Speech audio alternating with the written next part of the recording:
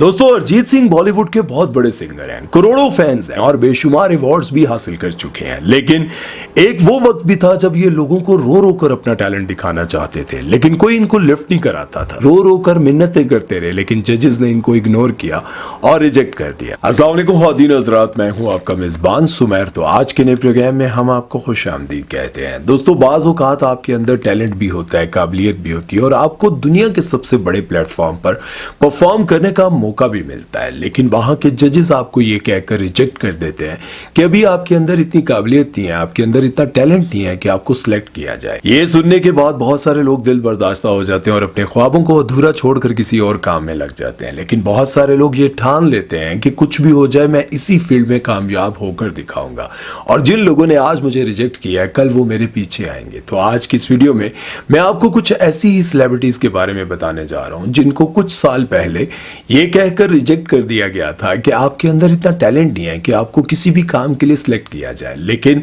उन लोगों ने इतनी मेहनत की कि फिल्म इंडस्ट्री के बड़े बड़े लोग आज उनके पीछे पीछे मारे मारे फिरते हैं कि थोड़ा सा टाइम हमें भी दे दो और हमारे साथ भी थोड़ा काम कर लो। आज की इस वीडियो में जिन बड़े स्टार्स के बारे में मैं आपको बताने जा रहा हूँ, शायद आप उनके बाजी के बारे में नहीं जानते होंगे। वीडियो शुरू करते हैं, लेकिन उससे पहले आप दोस्तों से गुजारिश है कि अगर अभी तक आपने हमारे चैनल को सब्सक्राइब नहीं किया तो सब्सक्राइब कर दे और बेल आइकन पर पप्पी करना मत भूलिएगा। तो चलिए वीडियो शुरू करते हैं। दोस्तों, जुब्बन नौटियाल को तो आप सभी ने बहुत सुना होगा और इनका शुमार भारत के बड़े सिंगर्स में होता है और हर हफ्ते कोई ना कोई ऐसा गाना गाते हैं कि अगले पिछले सारे रिकॉर्ड टूट जाते हैं। बेशुमार शोज में चीफ गेस्ट के तौर पर आते हैं और बड़े बड़े स्टार्स अब इनसे उठकर मिलते हैं। लेकिन ये सब कुछ ऐसे नहीं था।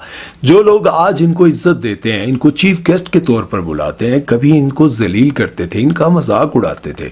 और उनमें से एक है सोनू निगम। सोनू निगम ने इनको कहा था कि तुम कभी बड़े स्टार नहीं बन सकते और इनको जलील करके अपने शो से निकाल दिया था। बचपन से ही सिंगिंग का बहुत शौक था। इनके वालिदैन ने इनको एक अच्छा गायक बनाने के लिए प्रॉपर म्यूजिक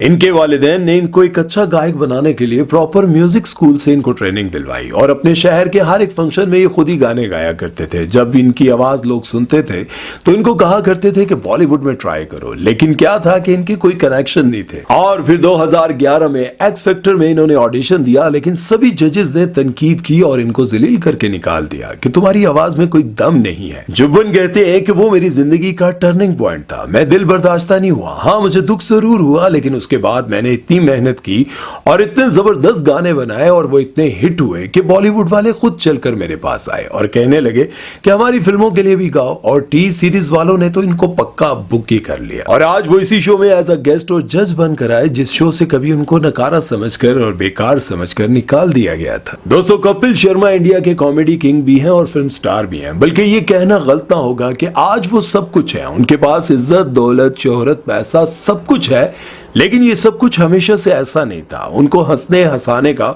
बहुत शौक था, लेकिन असल ख्वाब उनका था सिंगर बनने का। इंतहाई गरीब फैमिली से ताल्लुक रखते थे, लेकिन मुंबई आए सिंगर बनने के लिए। जी टीवी के रियलिटी शो रॉक स्टार में ऑडिशन दिया, लेकिन अनु मलिक को इनकी आवाज पसंद ना आई और इन्हें अपने शो से निकाल दिया। आज जिस कामयाब कपिल शर्मा को आप टीवी पर देखते हैं वो हमेशा से ऐसे नहीं थे। उन्होंने अपनी जिंदगी में बहुत सारी नाकामियों का सामना किया और इंतहाई गुर्बत का भी सामना किया। आज उनके शो पर बड़े बड़े एक्टर्स यानी कि बॉलीवुड के बड़े बड़े स्टार्स इंतजार करते हैं कि हमारा नंबर कब आएगा और हम कब कपिल शर्मा के शो में जाकर अपनी फिल्म की प्रमोशन करेंगे। कई महीने उनको इंतजार करना पड़ता है, लेकिन आप शायद ये नहीं जानते कि जब वो सिंगर बनना चाहते थे और उनको रिजेक्ट कर दिया गया तो बहुत सारे लोगों ने उनको कहा कि तुम हंसाते बहुत हो, तुम्हारा कॉमेडी की तरफ बहुत ज्यादा ध्यान है, क्यों ना तुम इसमें भी ट्राई करो। सबके इसरार पर इन्होंने कॉमेडी में अपनी किस्मत आजमाई और 2007 में ग्रेट इंडियन लाफ्टर चैलेंज जीता और आज वो आप सबके सामने है। उनकी कामयाबी इतनी तेजी से बढ़ती गई और इतनी तेजी से उन्होंने ये सफर तय किया कि बड़े बड़े स्टार्स आज उनके मुंतजर रहते हैं। दोस्तों, बहुत सारी बॉलीवुड की फिल्म्स में आपको एक बहुत ही सुरीली आवाज सुनाई देती है, जिसे सुनने के बाद आपको फिल्म देखने में भी मजा आता है। वो आवाज होती है नेहा कक्कड़ की। नेहा कक्कड़ आज जिस रूप में आपको दिखाई देती हैं, कभी जजेस की सीट पर, कभी एज ए गेस्ट आती हैं, कभी आपको बड़ी स्टार के रूप में नजर आती हैं, लेकिन आप ये जानकर हैरान होंगे कि इनको भी बहुत बड़े बड़े शो से रिजेक्ट कर दिया गया था। और ये ये कहा गया था कि आपकी आवाज में वो दम नहीं है जिसकी हमें तलाश है। आज जिस इंडियन आइडल के शो में आप इनको जज की सीट पर बैठा हुआ देखते हैं, कभी इसी शो से इनको रिजेक्ट करके निकाल दिया गया था। पंजाबी फैमिली से ताल्लुक रखती हैं और अपने बहन भाइयों के साथ मिलकर बहुत अच्छे अच्छे गाने भी गाती रही। ये जानकर तो आप सब हैरान हो जाएंगे कि कभी अपने इलाके में ये बहुत छोटे छोटे और लोकल शोज किया करती थी, लेकिन अब ये इतनी बड़ी स्टार बन गई हैं कि इनके भाई टोनी कक्कड़ और सोनू कक्कड़ जो कि इनकी बहन है वो भी बहुत बड़ी स्टार बन गई है। खैर, नेहा कक्कड़ बॉलीवुड प्लेबैक सिंगर बनना चाहती थी और पहली बार इन्होंने इंडियन आइडल में ऑडिशन दिया। शुरू में ये सिलेक्ट भी होगी और बहुत सारी अच्छी परफॉर्मेंसेस देने के बावजूद भी ये जजेस को इतना इंप्रेस ना कर सकी और आखिरकार जजेस ने इनको डांट कर निकाल दिया। खैर, बाकी कामयाब लोगों की तरह नेहा कक्कड़ ने भी हार ना मानी और इन्होंने अपने गाने गाए और इतने जबरदस्त गाए और वो इतने हिट हुए कि बॉलीवुड वाले खुद इनके पास चलकर आए कि आए और हमारी फिल्म में गाना गाए। पहला इनका गाना था जो कि हिट हुआ था,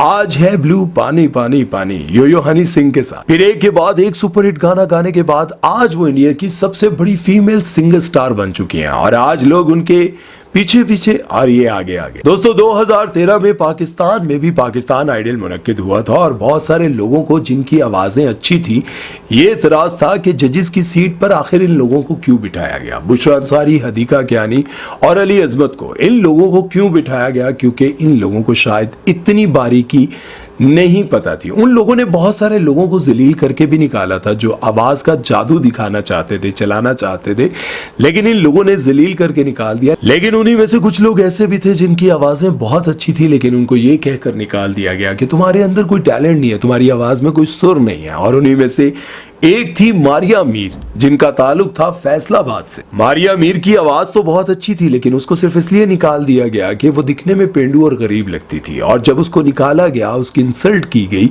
तो वो रोते रोते घर गई। लेकिन जब शो ऑन एयर हुआ तो पाकिस्तान के मशहूर सिंगर अमानत अली ने देखा तो उनको बहुत गुस्सा आया। उन्होंने मारिया मीर को अपने पास बुलाया और उनको हौसला दिया और उसके साथ साथ उनके साथ एक ऐसा गाना गाया जिसने बेजा बेजा कर दी भाई। अमानत अली ने उनको बड़े भाई की तरह बहुत ग्रूम किया, बहुत कुछ सिखाया और आज वो पाकिस्तान में सराइकी और पंजाबी की बहुत बड़ी सिंगर बन चुकी हैं और बड़ा नाम बनाया उन्होंने। दोस्तों, अरिजीत सिंह बॉलीवुड के बहुत बड़े सिंगर हैं, करोड़ों फैंस हैं और बेशुमार कामयाबियां समेट चुके हैं और बेशुमार अवार्ड्स भी हासिल कर चुके हैं। लेकिन एक वो वक्त भी था जब ये लोगों को रो रो कर अपना टैलेंट दिखाना चाहते थे, लेकिन कोई इनको लिफ्ट नहीं कराता था। सोनी टीवी के रियलिटी शो से इनको वोट कम आने की वजह से निकाल दिया गया। छोटे थे, कम उम्र थे, अपने इमोशंस पर काबू न रख पाए, रो रो कर मिन्नतें करते रहे, लेकिन जजेस ने इनको इग्नोर किया और रिजेक्ट कर दिया। और फिर वो प्लेबैक सिंगिंग की तरफ आए और फिल्म सावरिया के लिए गाना गाया, लेकिन बदकिस्मती ऐसी कि उस फिल्म से उस गाने को ही निकाल दिया गया, वो गाना रिलीज ही नहीं हुआ।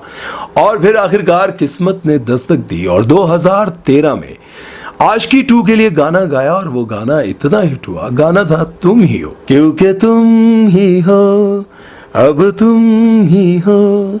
ये गाना आपका और मेरा बल्कि सभी का बहुत फेवरेट है। दोस्तों, पाकिस्तान की एक ऐसी सिंगर हैं जिनकी आवाज के साथ साथ लोग उनकी अदाओं के भी बहुत दीवाने हैं। नाम है उनका निम्रा मेहरा और पिछले 10-12 सालों से बहुत स्ट्रगल कर रही हैं। सोशल मीडिया पर आप लोगों ने इनको बहुत ज्यादा देखा होगा।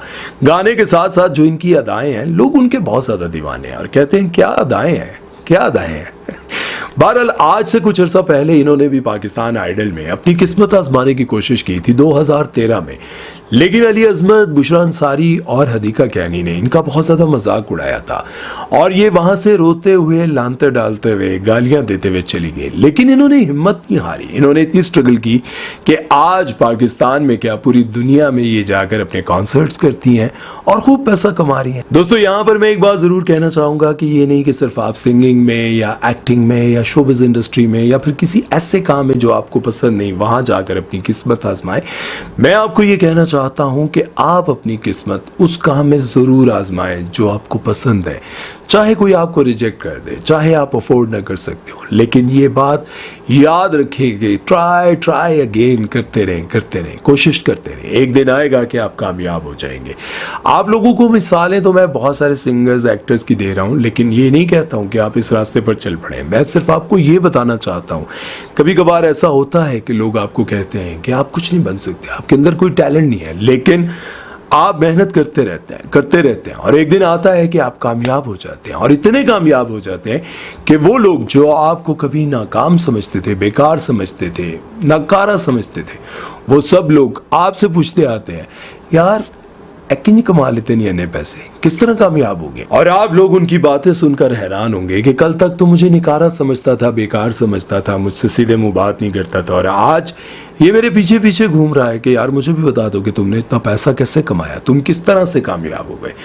याद रखें, लोगों की जली सड़ी कटी बातों से अपने आप को छोटा मत करें, अपने आप को ये मत फील करवाएं कि तुम कुछ नहीं बन सकते। उनकी बातों से अपने आप को ऑक्सीजन दो, कामयाबी का एक हौसला दो कि मैं करके दिखाऊंगा। और इसका ये मतलब नहीं है कि बाकी काम छोड़ दो, वो करते रहो और अपने साथ ख्वाब भी पूरे करने के लिए कोशिशें जारी रखो, क्योंकि जिंदगी एक ही बार मिलती है, बार बार नहीं मिलती। अपना ख्याल रखना, दुआ में याद रखना। सुबैर चौधरी को दीजिए इजाजत। अल्लाह हाफिज।